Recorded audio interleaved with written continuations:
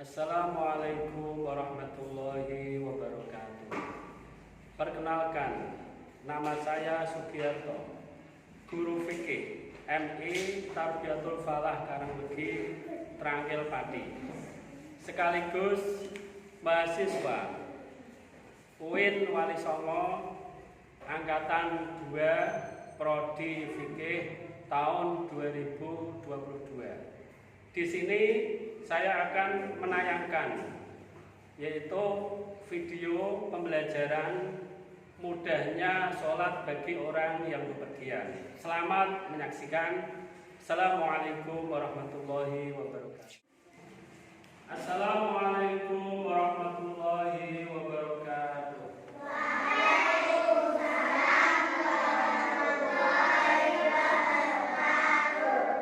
Alhamdulillah. Bagaimana kabarnya anak-anak? Masih semangat? Siap untuk melanjutkan pelajaran? Alhamdulillah. Anak-anak yang sholih, anak-anak yang sholihah.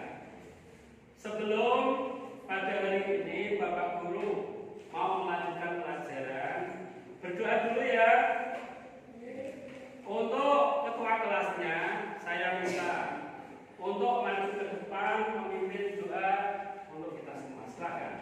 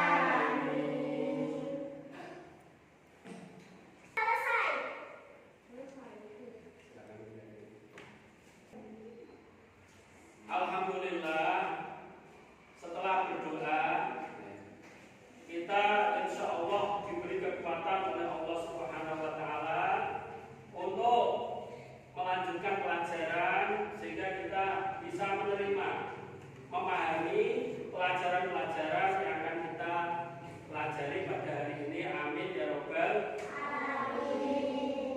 Sebelum Bapak Guru mau melanjutkan, apa yang ingin Bapak Guru sampaikan, diabsen dulu ya. Semuanya ini masuk semua, masuk. Tapi saya absen satu persatu ya. Tolong dengarkan. Anak-anak semua, saya tanya semua ya, didengarkan. Anak-anak ini masuk semua atau ada yang tidak masuk? Anak-anak yang rajin ini berarti ya. Selalu semangat masuk dan untuk belajar. Sebelum Bapak Guru mau melanjutkan pelajaran, saya mau memberi pertanyaan pelajaran yang telah kita pelajari kemarin. Kemarin diterangkan yaitu tentang mudahnya sholat bagi orang yang sakit. Orang yang sehat, tidak sakit, itu sholatnya dengan apa kemarin? Berdiri, dengan berdiri normal. Kalau tidak bisa berdiri, caranya sholatnya orang sakit, berarti dalam keadaan apa? Sakit. Dengan cara apa? Duduk. Bagus. Berarti masih ingat ini. Berarti dipelajari di rumah. Anak yang pintar, rajin. Kalau tidak bisa dengan duduk, ya, dengan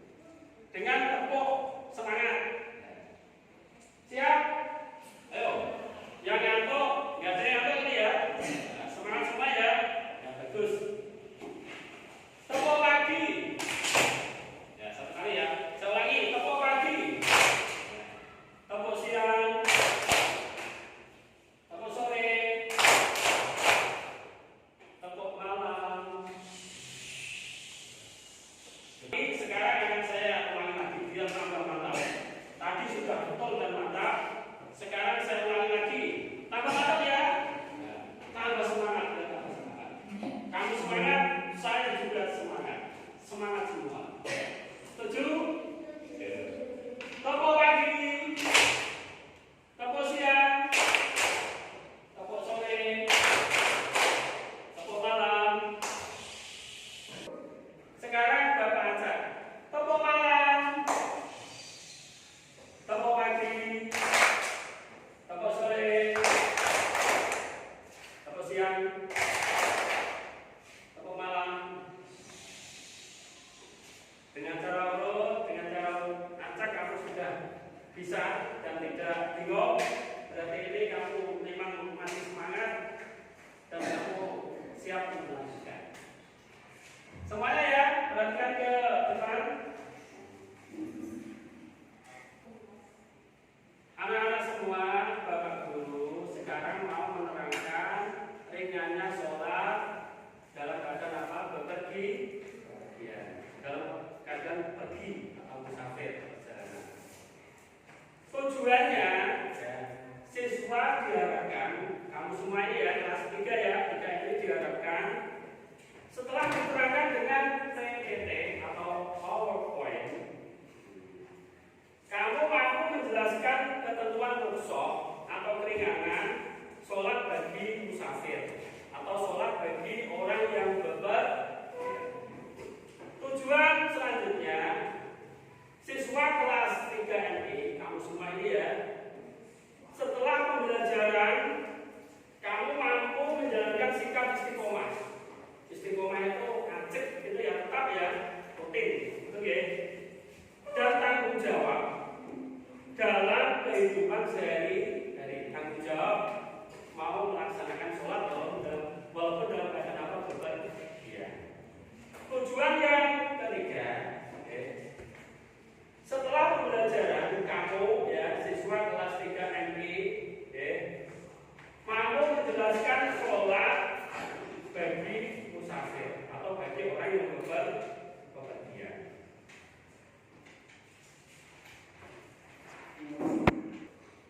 Anak-anak semua, kamu masih semangat untuk melanjutkan pelajaran dan fokus. Sekarang perhatikan, Bapak Guru mau menayangkan PPT atau PowerPoint, yang ada hubungannya dengan Bapak. Ya, nanti ada pesawat, ada mobil dan sebagainya. Siap untuk memperhatikan ya? Biar tambah semangat, tambah menarik. Kalau perhatikan di depan, anak-anak, ini diterangkan ringannya sholat bagi musafir bepergian dengan pesawat. Di depan, ya, di gambar di depan, itu gambar apa anak? Pesawat. Pesawat itu gunanya untuk apa?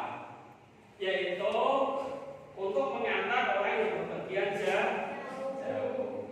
Di dalam pesawat itu ada banyak orang. Ya. Semua dari sini Pati, ini kan Pati ya, Bapak Pati, mau ke Semarang, ke Jakarta dan sebagainya. Itu kita bisa menggunakan apa? Dengan pesawat. Ini alat transportasi yaitu untuk bepergian. Terus selanjutnya, setelah pesawat, sebab alat transportasi itu banyak. Terus ini gambar apa ini? Bus atau bis ya. Bis itu adalah kendaraan yang mengantarkan orang-orang yang mau bepergian jauh. Contohnya bepergian jauh kemana? Dari Pati ke Surabaya, dari Pati ke Semarang, dari Pati ke Solo. Terus selanjutnya apa itu? Kereta. Terus selanjutnya lagi apa itu? Mobil. Ya. Sebentar, lanjutkan lagi. Sudah. Itu kalau apa? Kendaraan zaman sekarang.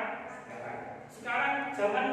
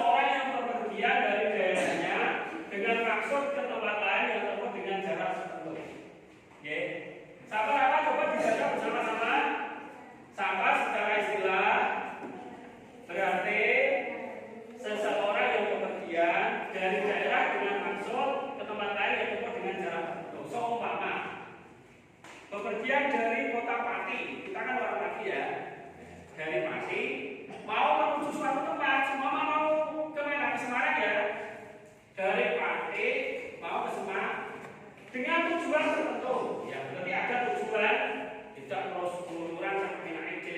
Saya mau ke Semarang, mau selfie semua jalan-jalan. Nah tujuannya apa? Enggak ada tujuannya, pokoknya jalan. Itu tidak gitu ya. Ini ada tujuannya. Semua ke Semarang itu tujuannya apa kira-kira? Mungkin ketentuan bepergian tujuannya apa? Untuk kebaikan. Tidak boleh semua dari sini mau ke Semarang tujuannya mau maksiat, sesuatu yang dilarang oleh Allah. Seumpama dari Pati mau ke Semarang, apa tujuannya mau ke Semarang? Saya mau tawuran. Saya nggak terima, saya dibilang cemen, nggak boleh. Saya mau jodosan, kalau apa lagi yang nggak boleh? Saya mau menjual minuman keras semuanya. Itu tidak boleh. Tujuannya apa? Untuk kebaikan. Selanjutnya tolong perhatikan jarak yang dimaksud sebagian besar ulama adalah 85 km.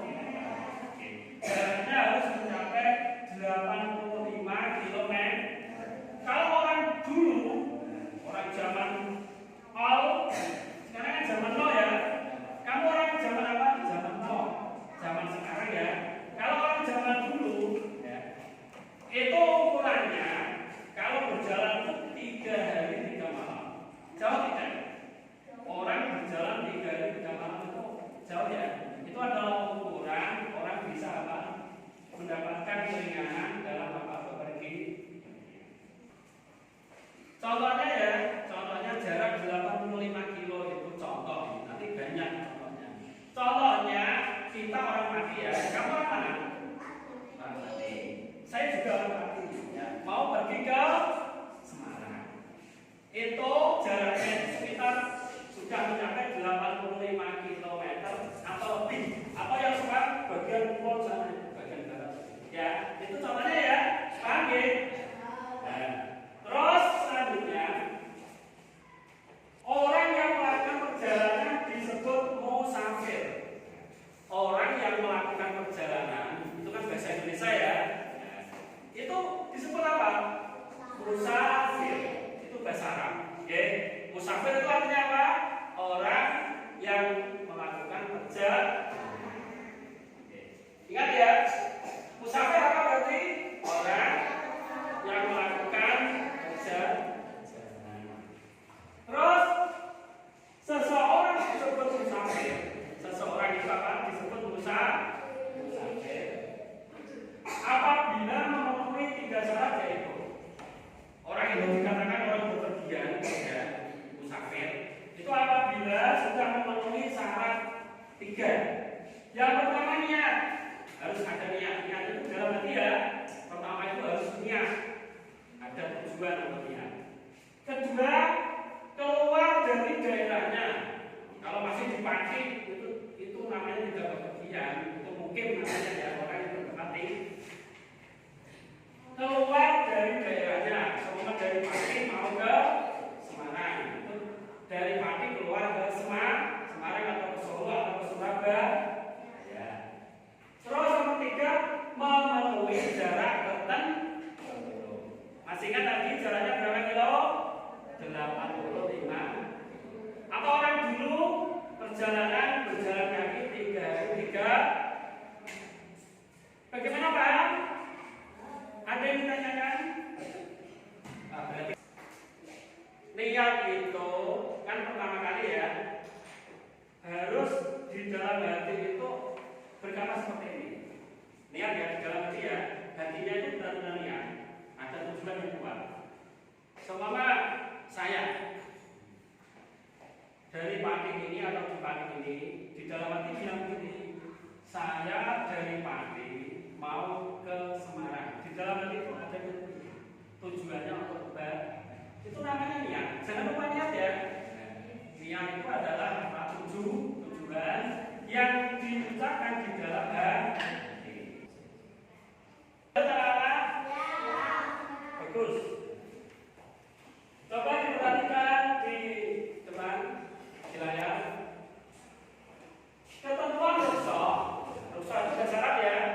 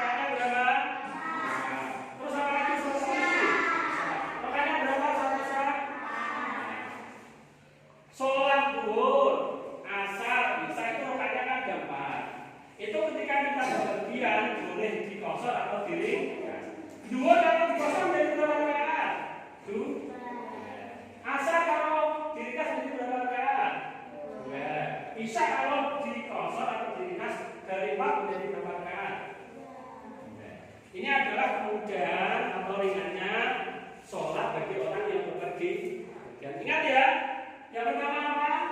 Mengkosor mengkosor itu meringkas. Yang nomor 2 menjamak. Apa? Menjamak itu artinya menggabungkan. Ada 2 sholat digabung menjadi satu. Oke. Menjamak atau menggabungkan sholat zuhur dengan asar. Sholat zuhur digabung dengan apa? Sholat asar. Terus dan sholat maghrib dengan sholat isya. Saya ulangi lagi. Yang kedua adalah menjamak atau menggabungkan sholat. Contohnya apa tadi? Contohnya sholat zuhur digabung dengan sholat asar. Terus sholat maghrib digabung dengan sholat asar. Paham ya? Nomor 3. 1, 2, 3. Sholat di atas kendaraan. Biasanya kalau nggak tahu, kalau di kendaraan kan nggak sholat ya, wah enak tidur di kendaraan, duduk di kendaraan, guyon di kendaraan dan lain-lain, makan di kendaraan. Tapi sholat di kendaraan itu boleh dilakukan bagi orang yang bepergian. Di dalam kendaraan kita tetap wajib melakukan apa? Sholat. Kalau nggak bisa berdiri di dalam kendaraan kita bisa berdiri tidak? Ustaz, usolli fardhu zuhri, Allahu Akbar. Motornya jelas banget, cuit. Jatuh tidak? Pas pinggul, cuit. Jatuh tidak? Sholat di kendaraan tidak bisa sholat dengan berdiri, itu boleh sujud. Nah, ada caranya ya. Nah, itu namanya apa? Sholat di kendaraan itu termasuk keringanan sholat bagi orang yang apa? Bepergian. Nomor 4. Ayo perhatikan semua di depan. Masih semangat? Masih fokus? Ya, siap ya, siap belajar. Harus selalu semangat. Nomor 4. Tayamum dengan wudu. Tanah pengganti wudu dalam kondisi tidak mendapatkan air. Kita boleh tayamum. Tayamum itu wudu tapi menggunakan apa? Debu yang suci. Wudu biasanya kan menggunakan air. Oke. Tapi seumpama pas bepergian itu nggak ada air. Contohnya apa? Pas musim kemarau gitu ya. Pas listrik mati kan nggak ada air ya. Ya airnya sudah habis. Gunakan semua air ya. Sudah cari kemana-mana. Oke. Sudah berusaha mencari air. Tapi tidak ada air. Itu boleh sholat apa? Dengan tayang. Sholat dengan menggunakan debu yang suci. Yang keempat, ya, keringanan bagi orang yang bepergian yang nomor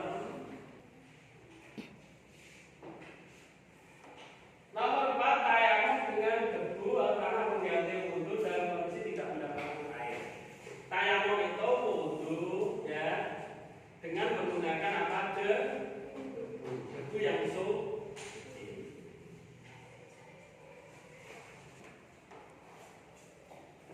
Contohnya ya, ketika kita sedang bepergian, kita boleh melakukan tayamum ketika kita sudah bepergian dan sudah mencari air di mana-mana tidak ada. Ini dalam seumpama di dalam kendaraan ini ya, seumpama masih di dalam kendaraan, kita bisa berwudu ya dengan menggunakan apa? Debu. Tayamum itu sebagai pengganti debu. Ya, caranya gimana? Caranya ya. Tayamum, okay. Tayamum dengan debu atau tanah pengganti wudu. Tanah pengganti apa? Wudu. Tanah itu fungsinya pengganti wudu. Biasanya kan wudu pakai air. Ini pakai apa? Debu. Berarti air diganti dengan apa? Debu. Dalam kondisi tidak mendapatkan air. Okay. Tapi syaratnya harus apa? Debu itu suci. Caranya gimana? Seumpama kita bisa mencari debu di tanah ya. Kita mencari debu yang lembut itu ya, yang suci.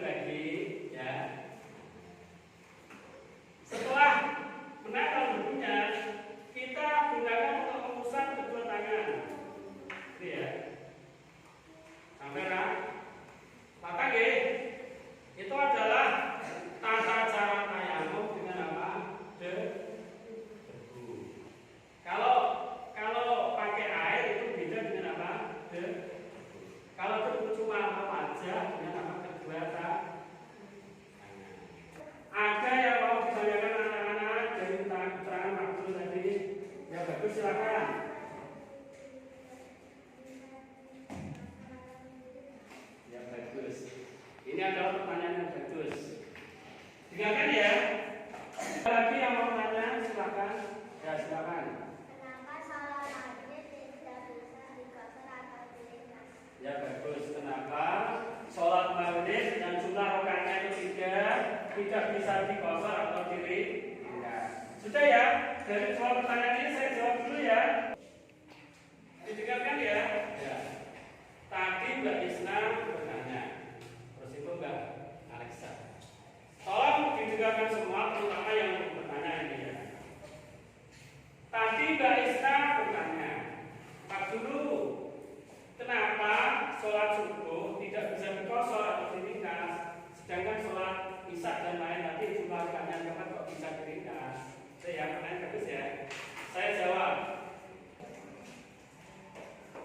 Ya dengarkan ya. Tadi Mbak Isna, Mbak Alexa tadi bertanya, Pak Guru, kenapa sholat maghrib tidak bisa dikosor atau diringkas? Yang lengkapnya ada tiga. Saya jawab ini ya.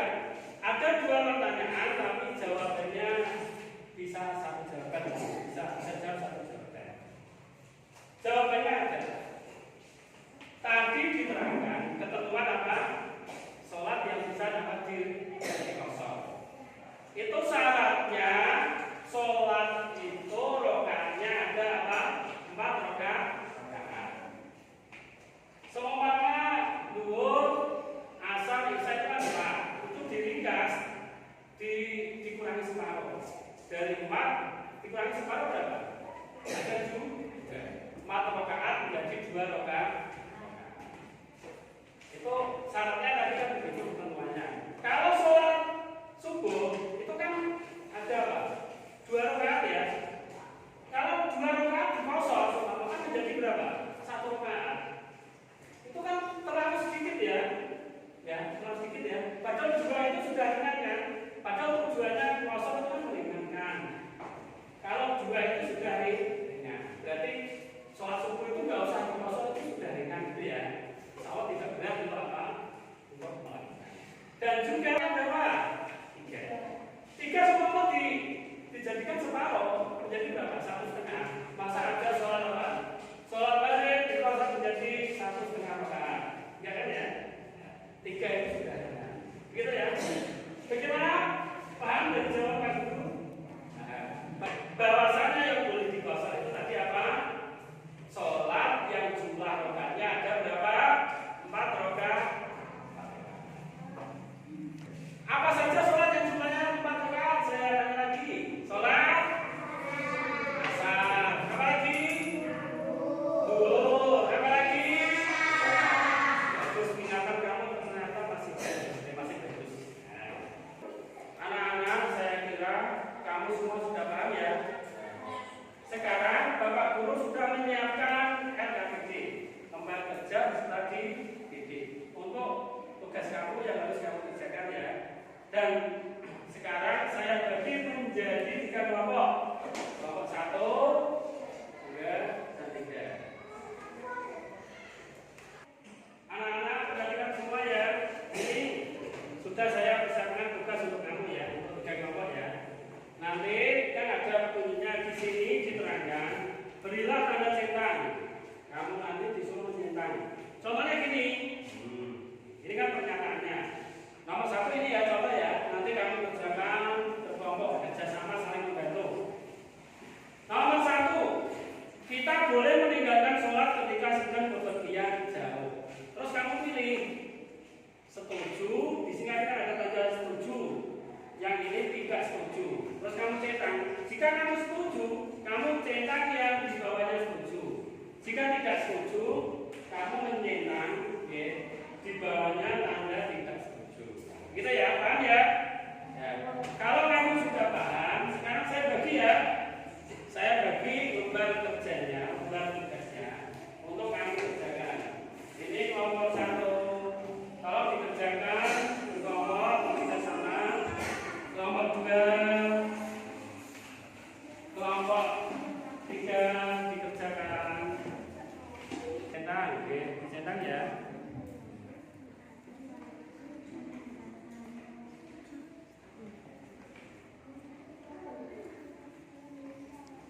Ya bagus, pintar-pintar.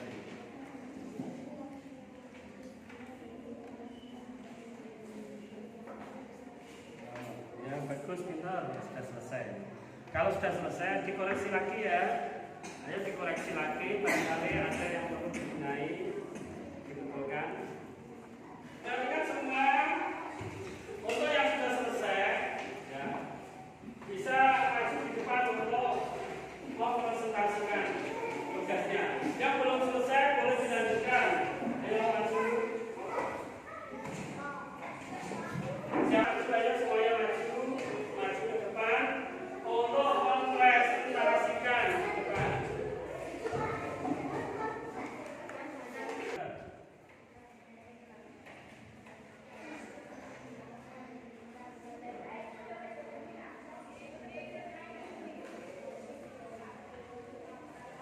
Betul atau salah? Betul ya. Kita tidak boleh meninggalkan sholat dalam keadaan bepergi bepergian, karena tetap wajib menjalankan sholat. Saya tanya ini ya, kenapa tidak boleh meninggalkan sholat ketika bepergian? Ya, betul. Karena sholat itu tetap dilakukan dan tidak boleh ditinggalkan. Bagus, kelompok 1 tepuk tangan. Ya, kelompok 1 bagus, sudah. Silakan tempatnya. Kelompok 2, silakan kelompok 2 untuk maju presentasi. Ya, kelompok 2 maju presentasi. Kami dari kelompok 2 mau menjawab presentasi. Bikin aja, bikin aja. Kami dari kelompok 2 mau menjawab pertanyaan. Sholat harus dilakukan dalam keadaan apapun walaupun di atas kendaraan. Setuju. Ya, bagaimana jawabannya? Betul ya? Ya. Harus tetap dilakukan sholat itu walaupun dalam apa? Di dalam kendaraan. Betul. Tepuk tangan kelompok 2. Silakan duduk di tempatnya. Kelompok 3 itu jangan sampai kalah ya. Kelompok 3 silakan maju. Saya dari kelompok 3 mau menjawab orang musafir boleh melakukan dan menjalankan semua sholat fardu. Tidak. Ya, bagus. Berarti benar ya? Ya, benar. Tepuk tangan. Tidak semua sholat itu harus dikosong. Ada sholat-sholat tertentu yang harus boleh dikosong. Bagus, pintar. Sekarang boleh kembali ke tempat duduknya. Anak-anak semua, ya, masih semangat? Alhamdulillah. Setelah saya perhatikan, saya amati, saya nilai kamu semua ya, dari awal sampai sekarang ini, saya bisa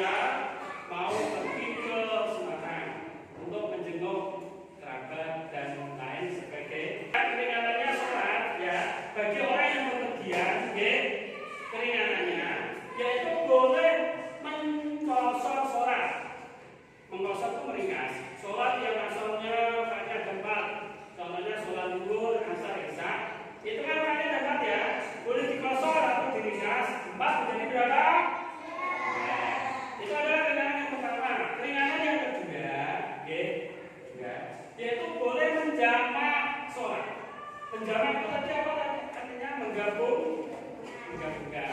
Menggabungkan dua sholat menjadi apa? Contohnya apa? Sholat duhur digabungkan dengan sholat apa? Sholat maghrib digabungkan dengan apa? Sholat isya. Itu namanya menjamak atau menggabungkan sholat. Keringanan yang ke selanjutnya ketiga ya, yaitu boleh tayamum. Oke, tayamum itu artinya apa? Menggunakan apa aja? Itu adalah ya keringanan orang yang bepergian ya itu mendapatkan keringanan Allah Subhanahu Wa Taala atau rukhsah. Selanjutnya untuk pertemuan selanjutnya ya yaitu tentang tata cara sholat dalam keadaan apa bepergian ya. Saya kira